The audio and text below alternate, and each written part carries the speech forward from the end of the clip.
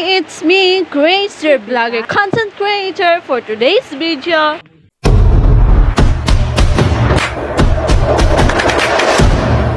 Hi mga be, good morning. So, ayan, 5 a.m. na nga ako nakagising or nagising. Sobrang aga, diba? So, nang-prepared na ako para maligo din yung mother ko din is nang-prepared na din ng aming coffee.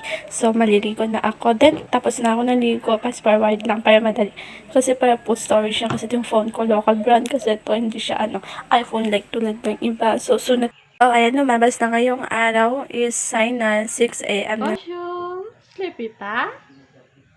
So, nandito na nga ako sa aking kwarto then magto-transformation na ako. So, ayan, may uniform na ako kaagad. And then, suklay naman tayo sa aking hair. So, ayan, mahaba ng hanggang sa likod.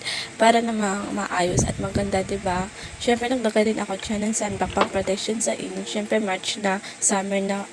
Malakas na talaga yung init pa dito, ulan-ulan pa. Pero, go lang naman. Lagay-lagay lang. Siyempre, be ready naman, diba? Siyempre, maglagay din tayo sa ating leeg.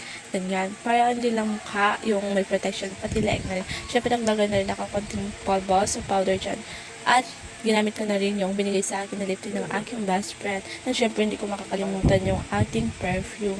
So, ayan, niligo ko na yung perfume dyan. Kulang na lang ibuhos lahat. So, ayan, tapos na ako. So, ayan na yung final look ko mga bes. So, hanggang dito na lang kasi papasok ako sa school. Bye! Thank you for watching!